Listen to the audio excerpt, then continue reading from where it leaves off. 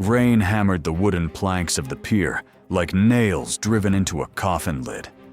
Christian Wright killed the engine of his battered delivery van and squinted through a windshield, blurred with steam, certain his own eyes were betraying him. A black SUV tore away into the heavy fog rolling off the bay, its tires screaming through the Seattle night. And there, drifting slowly, with a stillness that turned his blood to ice toward the dark edge of the dock, rolled a wheelchair. A woman sat slumped inside it, her soaked hair clinging to a face as pale as moonlight, dissolving in water. The wheels tilted, her body folded forward. The black water of Puget Sound swallowed her without a sound. Christian didn't think.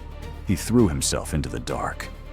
What he didn't know, what not a single soul on earth knew, was who the woman fading in his arms beneath the freezing tide truly was. And the first words she would whisper, her blue lips trembling open through salt and breath, would change everything. "Don't call the police. If they know I'm alive, they'll kill me." The cold of Puget Sound clung to him like a second skin as Christian dragged her broken body up onto the rotting planks. His arms burned. His lungs felt scraped raw with brine. Beside him, the empty wheelchair lay overturned in the rain, its wheels still spinning slowly like a clock that refused to stop ticking.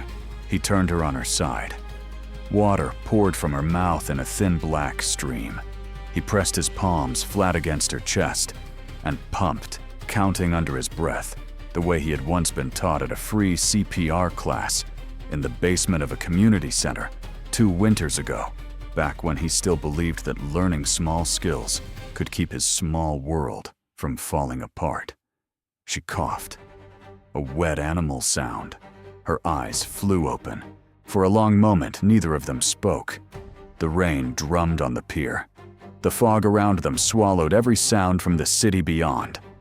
Then her hand shot out and caught his wrist with a grip far stronger than a woman half-drowned had any right to possess. "Don't," she rasped. "Don't call anyone. No police. No ambulance. No one." Christian stared at her. His phone was already in his hand, his thumb hovering over the emergency dial. Rainwater ran down her face in dark rivers, washing the last of whatever makeup she had been wearing into the cracks between the boards. "Lady, you almost drowned. Your legs aren't moving. I have to. My legs haven't moved in 6 months." Her voice was hoarse, but the edge in it was steel. "And if you make that call, the man who put me in this chair finishes the job before the sun comes up." He looked at her properly then. Even soaked and shivering, even with her dark hair plastered to her cheekbones, there was something in the set of her mouth that did not belong to a drifter or a runaway. The coat she wore was wool, the kind of wool that cost more than his monthly rent. A thin chain of titanium had slipped from beneath her collar, and on it hung a single small key. No ornament, no jewel, just a key. His thumb came off the dial. Christian Wright was 28 years old, and he had spent every one of the last 6 of those years doing the wrong thing for the right reason. He had married too young. He had loved too hard. He had given the only woman he ever trusted everything he had. And when she walked out the door 3 years ago with a duffel bag and a man whose name he never bothered to learn, she had left behind a daughter who could not breathe on her own through a bad night. Maya was 6. Maya was asleep right now in a 1-bedroom walk-up on the south side of the industrial district, watched over by a neighbor named Mrs. Halloran, who charged him $4 an hour and accepted half of it in repaired toasters. Maya had an inhaler that was nearly empty, a humidifier that hummed too loud, and a father who fixed engines until his fingers bled in the daytime and drove a delivery van until his eyes burned at night. And even with all of that, the eviction notice taped to their apartment door had given them 7 more days. 7 days. He had counted them on the calendar above the refrigerator that morning, while Maya colored a picture of a horse. And now there was a woman bleeding rainwater onto the planks at his feet, telling him that calling for help would get her killed. He pulled off his jacket. It was wet through, but it was warmer than the air. He draped it around her shoulders. "What's your name?" She looked at him for a long moment before answering, weighing something behind her eyes. "Anna," she said. He did not believe her. He did not say so. 2 miles away on the 32nd floor of a glass tower that bore the Sinclair name in brushed steel above its lobby doors, Ronan Hawthorne was pouring himself a second glass of bourbon and watching the rain streak the window. He was a tall man, lean and well-tailored, with the kind of smile that had served him through 3 boarding schools, 2 failed business ventures funded by his stepfather, and 1 very long, very patient season of waiting. He had told the night security guard he had been at the office since 7. The guard had nodded and written it down. The cameras in the executive elevator had been offline for routine maintenance since 6. The cameras at the South Pier loading dock had never worked at all, because Ronan had personally signed off on the deferred maintenance budget 2 months ago. He looked at his watch. By now, the tide should have carried his half-sister far enough into the strait that whatever the harbor patrol eventually fished up would be unrecognizable. By morning, he would file the missing persons report, himself weeping at the appropriate moments. By noon, the lawyers would begin the paperwork to dissolve the trust that kept Audrey Sinclair's voting shares out of his reach. By the end of the week, he would be the acting chief executive of a holding company that had outlived its founder by a generation. And no one alive would ever know that the riding accident 6 months ago had not been an accident at all. He raised the glass to the dark window. "Sleep well, sister." Back on the pier, Christian was trying to lift her. She was lighter than he had expected, the cruelty of disuse, and her arms looped around his neck with an obedience that surprised them both. He carried her to the van. The wheelchair he folded with stiff fingers and shoved into the back among the cardboard boxes and shipping tape. The titanium key swung against her collarbone with every step he took, and he found himself stealing glances at it. The way a man stares at a fuse he cannot tell is lit. He set her in the passenger seat. He turned the heat up as high as it would go. The vents wheezed and produced a thin stream of lukewarm air. "Where do you live?" she asked.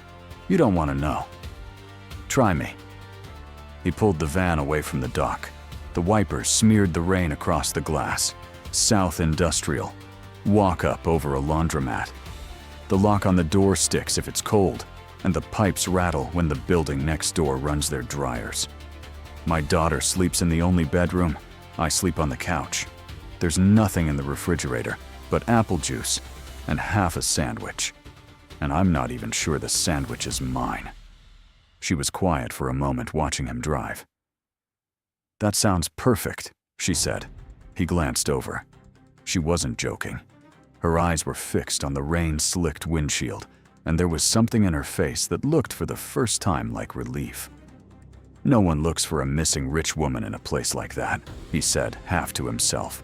Her head turned sharply. "What did you say?" "Nothing."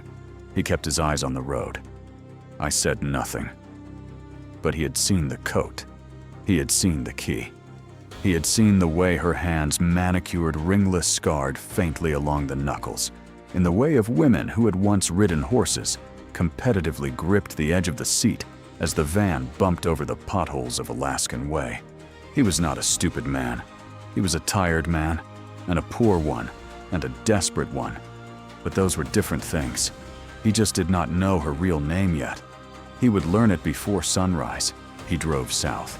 The fog thinned as they left the waterfront, and the orange sodium lamps of the industrial blocks bled across the wet pavement in long, watery streaks. She did not speak again.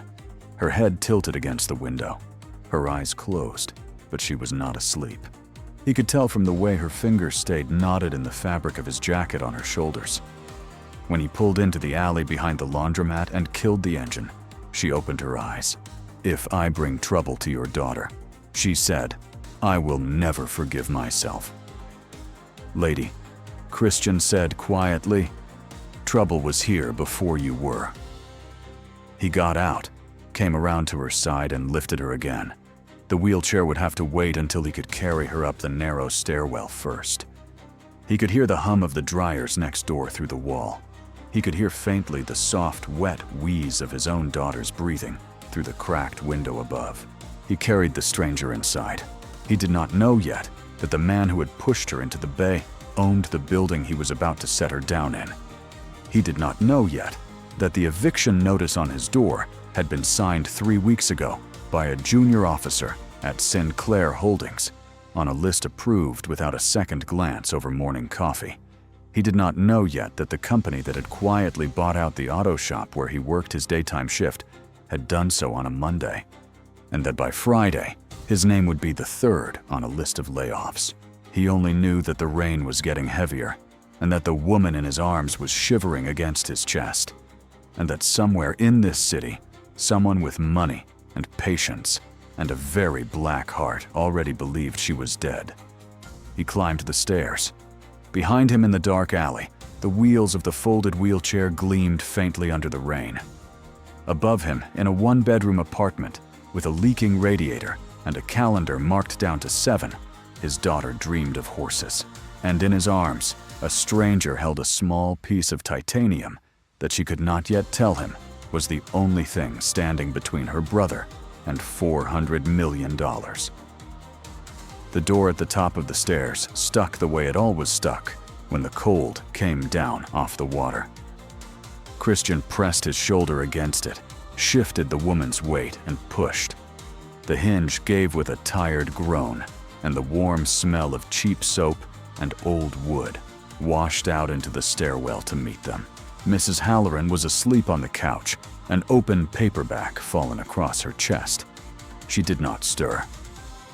Christian carried the woman past her down the short hallway and laid her gently on the worn rug in front of the radiator. Her wet hair spread across the floor like spilled ink. Her eyes followed him as he straightened. "I'll get you dry clothes," he said. "Don't move." A flicker of something that might have been a smile touched the corner of her mouth. "I don't move," she said. He looked at her one moment longer. Then he turned, walked to the cracked door of the bedroom, and pushed it open just enough to see his daughter's small shape, rising and falling beneath the blanket. The humidifier hissed its quiet white noise into the dark. Behind him in the living room, the stranger he had pulled from the bottom of the sea closed her eyes, and for the first time in 6 months, let herself stop running. Outside, the rain kept falling on Seattle, and the hunt had not yet begun. The radiator clanked alive at 6 in the morning, and the woman on the rug opened her eyes to the smell of cheap coffee. She did not remember falling asleep. She remembered the cold of the water, the weight of her own legs like sandbags dragging her down the impossible miracle of a stranger's arms, hauling her up into air that tasted of rain and diesel. After that, only fragments, a staircase, warm flannel, the hum of a child's humidifier through a thin wall. Now she lay on a faded oval rug in a living room, no larger than the walk-in closet of her penthouse on Queen Anne Hill. And a man she had known for less than 12 hours sat at the kitchen counter staring into a chipped mug, wearing the same damp jeans he had jumped into the bay in. "Mrs. Halloran went home an hour ago," Christian said without turning. "Maya's still asleep. There's coffee. There's not much else." She pushed herself up onto her elbows. The chain at her throat shifted with the movement. "Your laptop," she said. "Where is it?" He gestured with his chin toward a battered black machine on the counter, its hinge held together with electrical tape. She dragged herself across the rug with her forearms slow and deliberate, the way she had learned in the rehabilitation center she had walked into 6 months ago and rolled out of with a different center of gravity and a permanent fire in her shoulders. Christian watched her for one heartbeat, then crossed the room and set the laptop on the floor beside her without a word. She opened it. She typed. The screen lit her face in pale blue. He watched her read. He watched the color leave what little color she had left. "What is it?" he said. She turned the screen toward him. The headline on the local business page read, "Sinclair heiress feared dead in boating accident. Emergency shareholder meeting called for Friday evening." Beneath it, a photograph of a tall, well-tailored man in a charcoal suit stood at a podium, his face composed in an expression of perfectly calibrated grief. "Who is he?" Christian said. "My brother." She closed the laptop. The blue light died from her face, and what was left looked carved from chalk. "Friday evening," Christian said slowly. "That's tomorrow night." "Yes. He thinks you're dead. He needs me to be." In the bedroom, a small, wet cough cut through the hum of the humidifier. Then another. Then a third, harder. And then the unmistakable, terrifying whistle of a 6-year-old child trying to draw air through a straw that was closing. Christian was already moving. He threw open the bedroom door and was at the bed in 2 strides, gathering Maya up against his chest. Her lips were the color of old bruises. Her small hands clawed weakly at the front of his shirt. "Where's her inhaler?" the woman on the floor called. "Empty. I was going to refill it this morning before my shift. The nebulizer's in the bathroom cabinet, second shelf. I can't leave her." "Tell me which cabinet." "Under the sink. White case. Plug's frayed, you have to jiggle it." She was already moving before he finished. She hauled herself across the floorboards on her elbows, and the heels of her hands every inch, a small private war fought against a body that had stopped belonging to her in the spring. The bathroom doorway was 8 feet from the rug. It might as well have been 8 miles. She made it. She dragged the cabinet door open. The white case was where he had said. She tore it loose, shoved the cord between her teeth, and dragged herself back the way she had come, the plastic case bumping along beside her like a child's toy. By the time she reached the bedroom, her arms were shaking, and the heels of her hands were scraped raw. She passed the nebulizer up to Christian. He plugged it in. He jiggled the cord. The compressor coughed once, and then began its low, blessed hum. He held the small mask gently against Maya's face. He counted under his breath.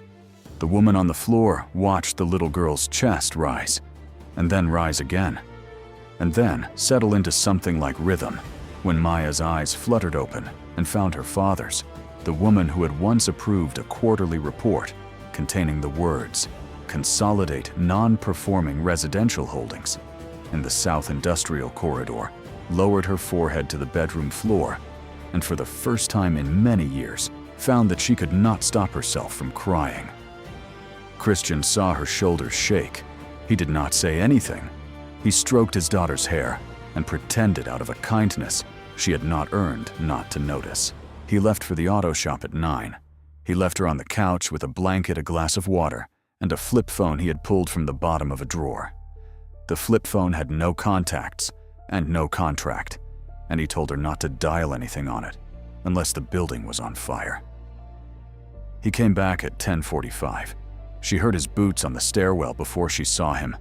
The sound was wrong. It was too heavy. It was the sound of a man carrying something he had not been carrying when he left. He pushed open the door and stood in the frame with his toolbox in one hand and a brown envelope in the other. There was a smear of grease on his jaw. There was nothing in his eyes. "They shut down the shop," he said. She did not answer. "Bought out by a holding company on Monday. Demolition crew was there at 7 this morning. They didn't even let us in to get our tools. The supervisor said the buyer wants the lot cleared by the end of the week. Apparently they're putting up condos." He set the toolbox down with great care as if it might break. "The holding company is called Sinclair." Her mouth opened. Nothing came out. And on the way home, he went on in the same flat voice. "I stopped at 3 different pharmacies trying to get Maya's prescription refilled. At every single one, I saw the same 2 men. Tall, dark coats. They were asking the pharmacists whether any woman in a wheelchair had come in for a refill in the last 24 hours. They were polite. They were tipping well. By the 3rd pharmacy, I figured out they weren't cops." He looked at her then. For the first time since the pier, he looked at her without anything in his face that could be mistaken for kindness. "So, I'm going to ask you one more time," Christian Wright said. "And this time, I want the truth. What is your name?" She held his gaze. The titanium key lay against her sternum, rising and falling with breath that had gone shallow. "Audrey," she said. "Audrey Sinclair." He did not move. He did not even seem to breathe. My father built the company in the 80s. My stepbrother Ronan grew up in our house from the time he was 9. He has always believed it should have been his. 6 months ago, the horse I had ridden every Saturday for 12 years went down under me on a flat turn in good weather. I broke my back in 2 places. The vet found a sedative in the animal's blood that no one at the stable had administered. By the time I asked the right questions, Ronan had already convinced the board I was unstable. Last night, he wheeled me out onto the South Pier under the pretense of reviewing a development site, and he locked the brake on my chair, and he gave it a push. The silence in the small apartment was complete. "Your shop," she said. "The eviction notice on your door. I didn't know. I didn't sign anything specific. I signed quarterly summaries. I signed pages of names I never read. I am telling you this not because it absolves me. It does not. I am telling you because you deserve to know who is sitting on your couch." Christian's jaw worked.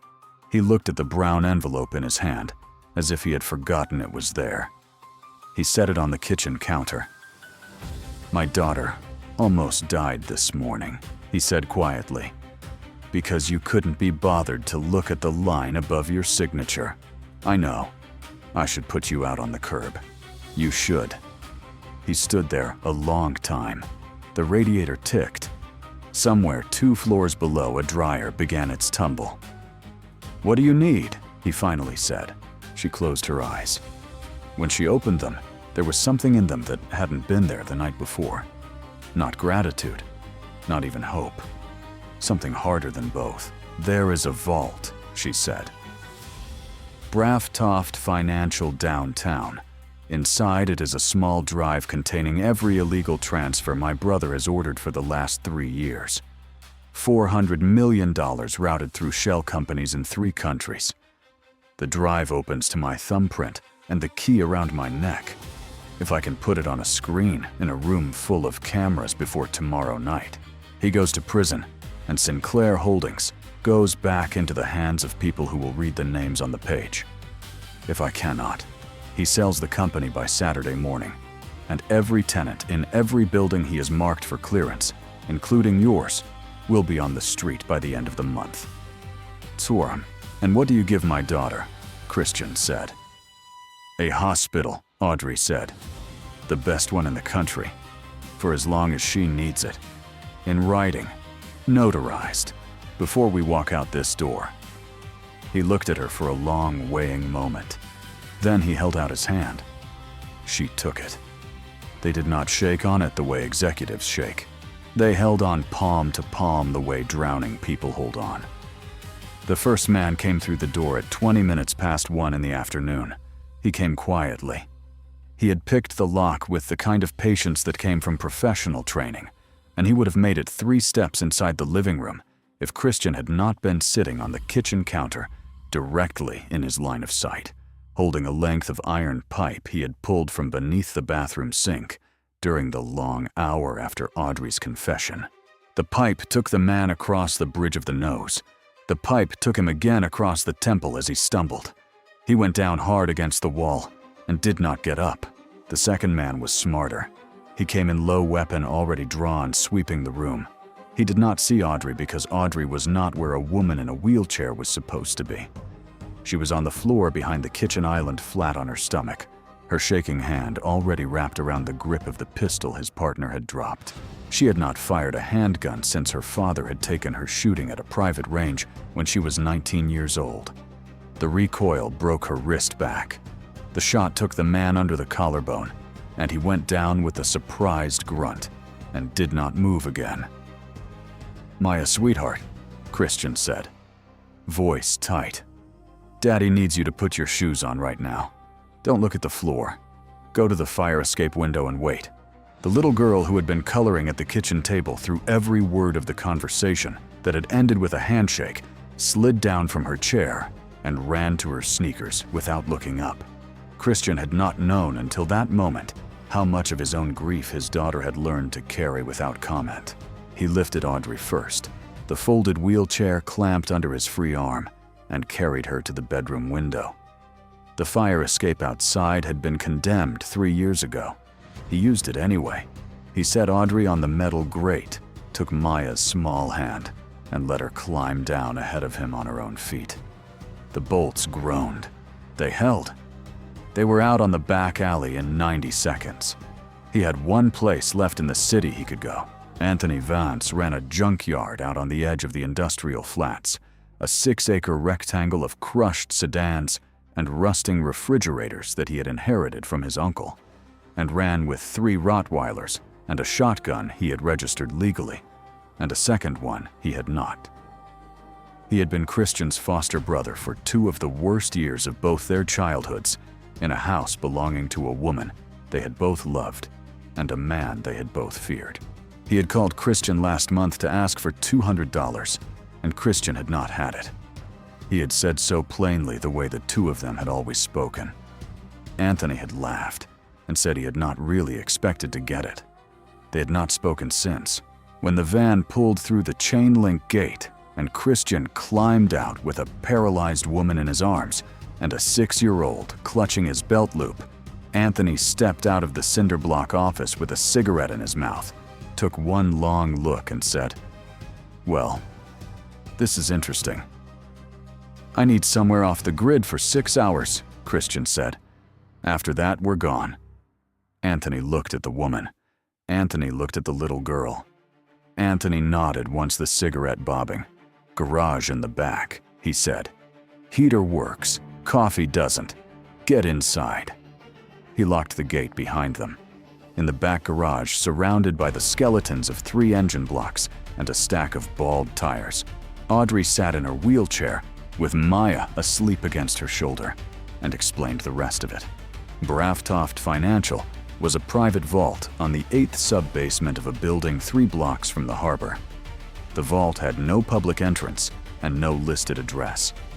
The thumbprint scanner inside the safety box was tied to a biometric ledger she had personally written into the bank's authorization roster 18 months ago, after the first time she had begun to suspect her brother of skimming. The chain around her neck opened the box itself. The drive inside contained signed wire instructions, recorded voice memos, and the routing numbers of 9 shell entities her brother believed had been quietly buried. "How do you get into a building like that?" Anthony said. "Service entrance," Christian said. "Hydraulic maintenance.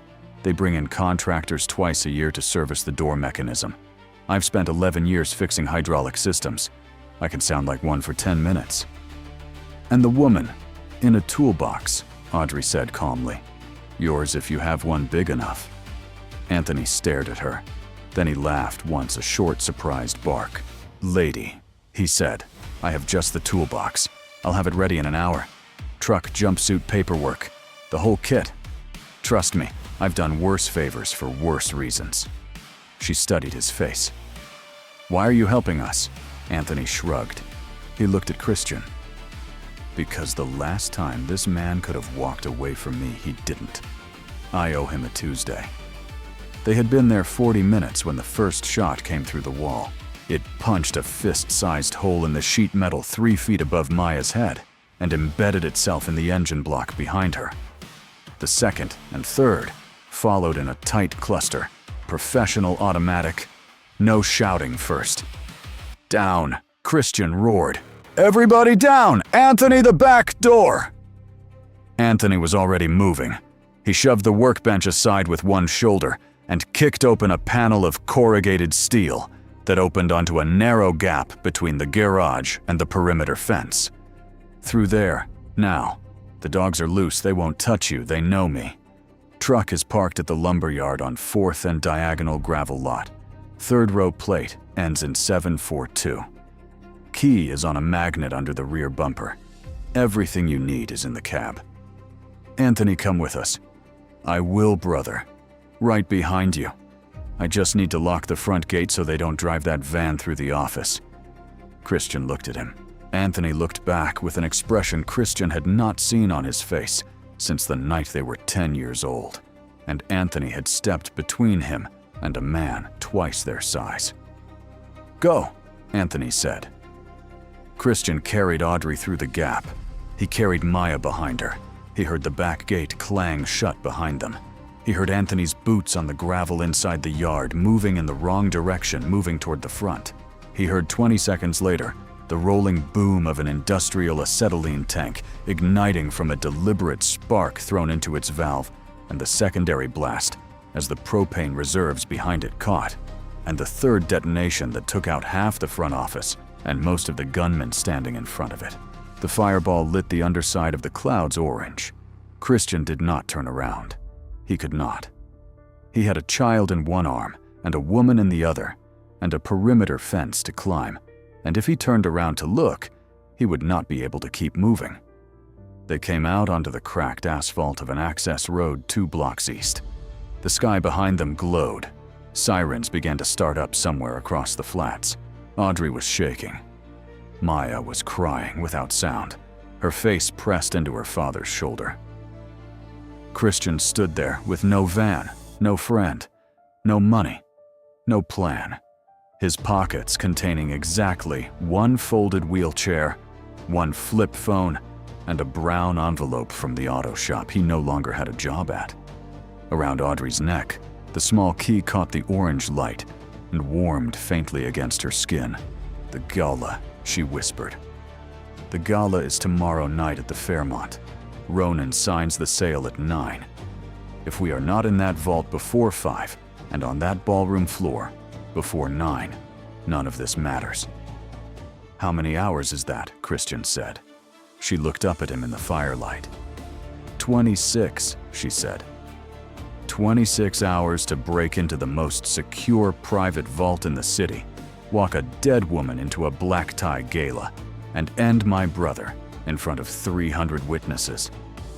Christian Wright shifted his daughter higher on his shoulder. He looked at the sky over Anthony's burning junkyard.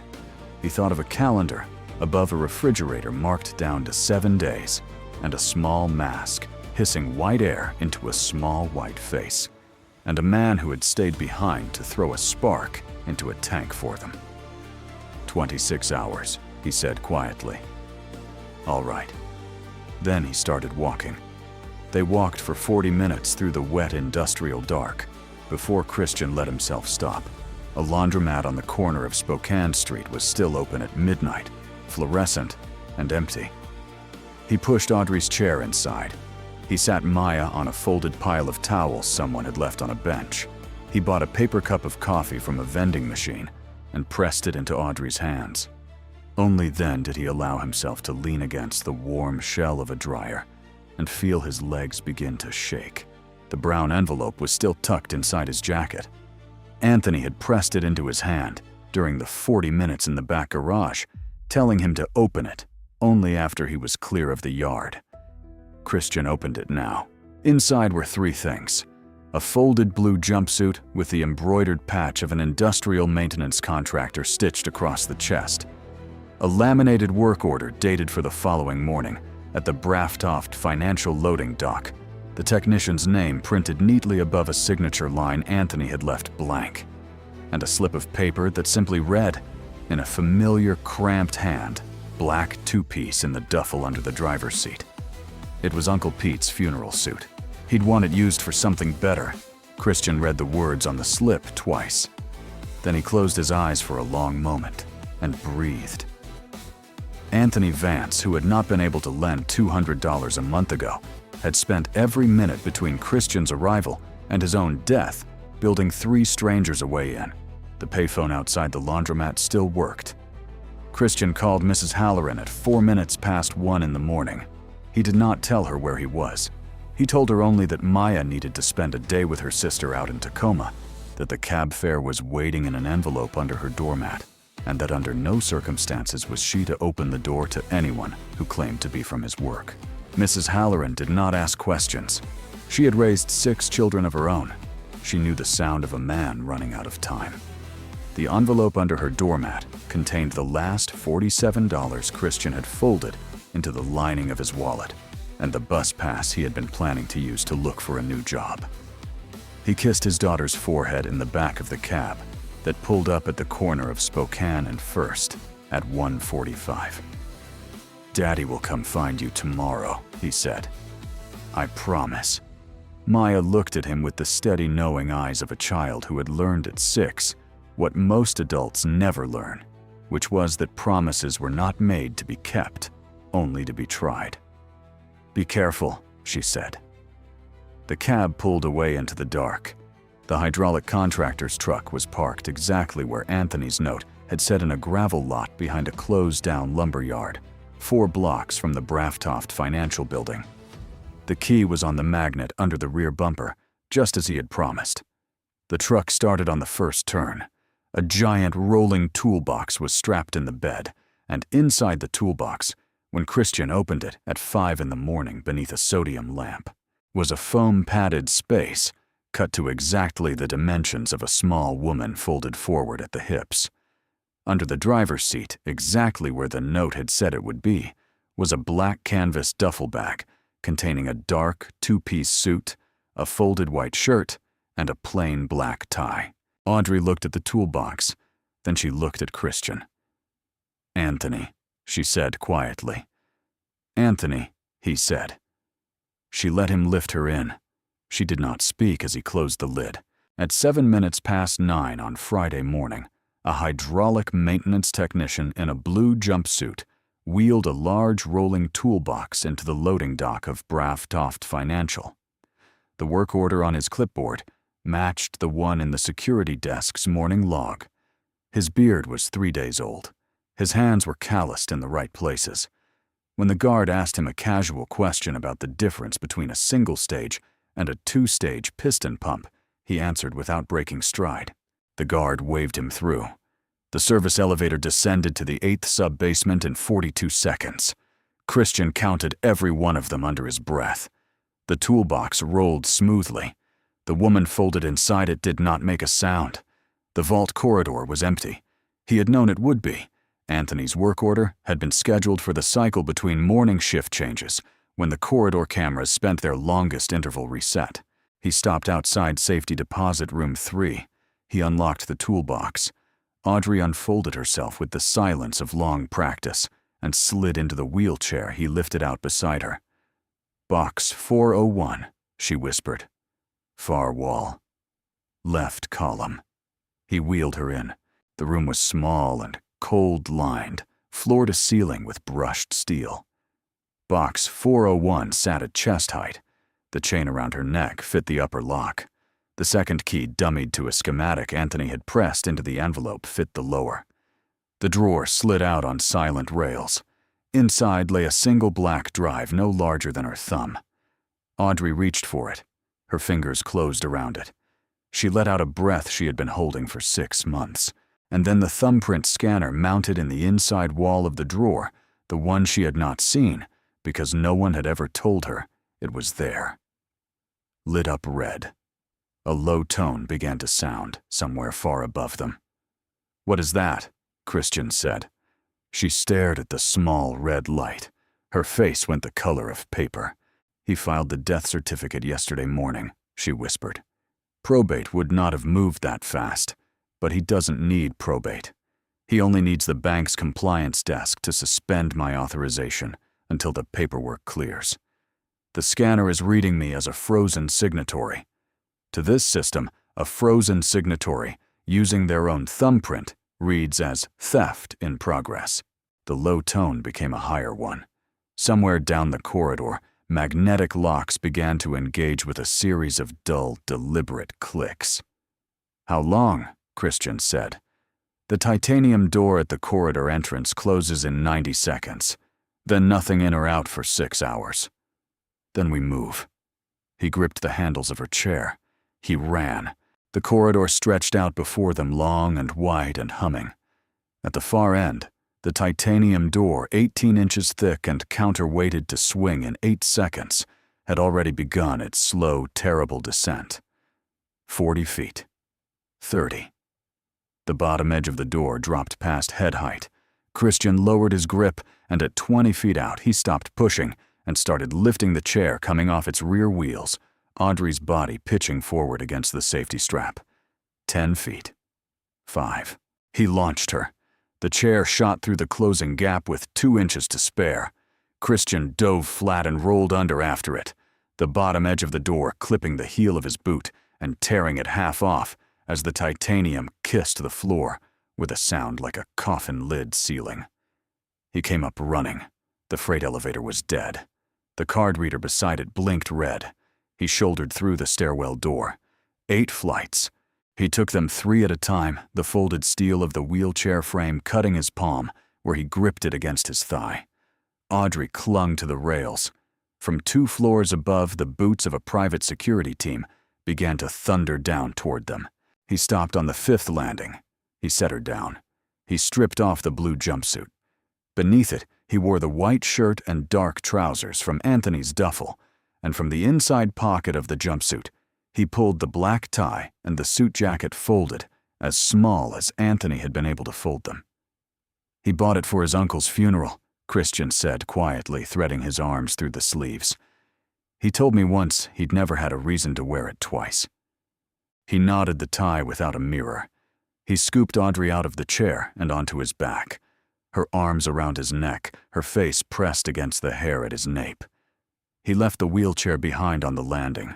He took the last 3 flights 2 at a time and stepped out into the marble lobby of Braftoft Financial at 4 minutes past 10 in the morning. A man in a slightly oversized funeral suit, carrying a woman on his back, walking calmly past the front desk and out through the revolving door into a city that did not yet know what was coming. They had a little less than 11 hours until the gala. They spent the first 4 of them in a motel room 2 miles north of the airport, where the desk clerk took cash and asked no questions, and the door locked with a chain that actually worked. Audrey slept for 3 of those hours finally, and completely on a bed for the first time in 2 days. Christian did not sleep. He sat in the chair by the window with the black drive in his palm and watched the parking lot. When she woke, she made the calls. She made them on the flip phone because she could not yet trust any device tied to her name. She called a federal prosecutor in the Western District who had spent 6 months building a separate case against a Sinclair subsidiary 3 years ago and had been quietly shelved after a phone call from her brother. She did not give her name. She gave him a question instead. If the woman who could put $400 million of wire fraud on a screen for you tonight at the Fairmont Olympic at 9 were not actually dead, would you and 3 of your colleagues be willing to be in that ballroom? The line was silent for 9 seconds. Then the prosecutor said, "Tell me what to wear." The second call was to Mrs. Halloran. Maya was safe. Maya had eaten a real breakfast and a real lunch, and was at that very moment drawing a picture of a horse on her great-aunt's kitchen table in Tacoma. Christian put his hand over his eyes and did not speak for a long time after the call ended. The third call was to a tailor on Capitol Hill who had once made a dress for Audrey's mother and who agreed on 6 hours' notice, and for a sum he would have to invoice later to find a midnight blue dress in her size and a borrowed wheelchair that did not look like it had been dragged through 8 flights of fire stairs.